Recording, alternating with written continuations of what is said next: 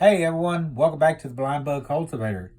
Today's video is 5 tips for beginner DWC growers. They're in no particular order, but they all, in my opinion, are just as important as the other steps. We'll start off with something simple: aeration. You must make sure that your plants have enough aeration in the roots. I ran into a problem with the kit that I originally bought. It had one big air stone in each bucket, and I thought that'd be plenty. But I started getting root rot really bad. It took about 4 weeks, and I started getting it real bad. So I threw in an extra air stone into the bucket, so now there's 2 in each bucket, and it totally fixed the problem. I mean, it fixed it within days. So that's tip number 1: aeration. Number 2: water temperature. It's best to keep your water temperature around 68 to, they say 75 is good, but I keep mine as close to about 72, 71. Seems to be working really good for me. And I can keep it at that temperature real consistent. So that's what you want. You start getting your water too cold, and it's going to slow down the growth of your plants. And if you get it too high, the water gets too hot, then you're looking at real problems. That's when you could run into root rot. You're getting that negative bacteria. It starts growing in there, and you definitely don't want that. So that's number 2. The third tip would be pH. Now that varies. I mean, I've read so many different things on pH and their range and the whatnot.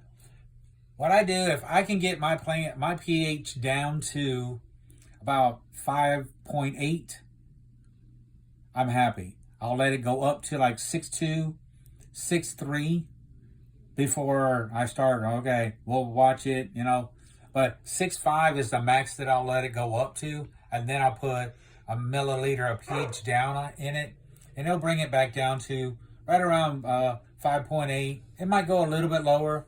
5.5 is fine. I haven't had any problems with any of those ranges right there. So there's pH. That's number 4. Mm-hmm. And what's the last one? Let's see. We got pH, water temperature,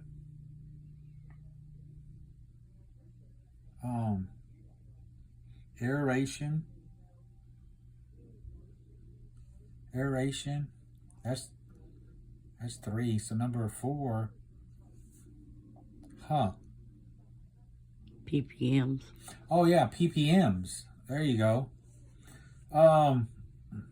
They say for like beginning clones, like for your first 3 weeks, you need a ppm right around 500 to 600. Once you flip it into flower, they say anything from 1,000 to 1,500 is good. So I've had my pH go. Actually, I've had it go all the way up to like 1,800, and it didn't do anything to the plant. But that's when I very first started feeding, and I wasn't really paying attention to. Well, we were paying attention, but I just didn't know any better. I can put it to you like that. So, kind of pay real close attention to that too, because if if you get it too high, then your plant's not going to eat. It's I don't know. It kind of just like freezes them. At least it did with mine. They really didn't do a whole bunch. But as soon as I got that pH back down a little bit, ppm. I mean, yeah, your ppm back down to. I kept it right around 1,200 for a while, but now I've got it 6 weeks in the flower.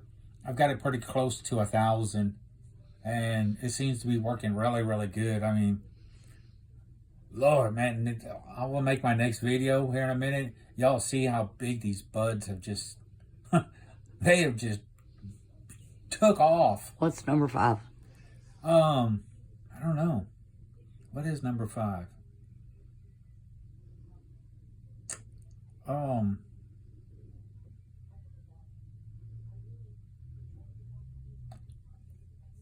Nutrients? No. Water? No. So that's the pH. So that, I guess there's only 4. I mean, if you want to count your light, but your light's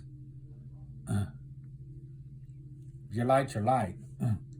So with that being said, that's really, I hope this will help out somebody. It is very, very simple, to be honest with you. I mean, I grew in dirt for years. Once I flipped over to this system, yeah, it's kind of a pain in the butt messing with the pH and pH all the time because it fluctuates, I know, every couple of days. But I've been using RO water, and that's made a big difference on kind of stabilizing the pH. So, but with that being said, I hope that I've helped someone out, and don't be afraid to switch from dirt to DWC or RDWC or any of those systems like that. And they're kind of intimidating at first, but once you get it down, because you're going to have to stay on it to begin with, and then once you get a little experience, then you can start seeing the patterns of your plants and how often you got to water them, how often you got to check your pH and whatnot. So, with that all being said, I appreciate y'all. If you would, hit that like button, share it out, and do all those good things for me. Thank y'all. Peace.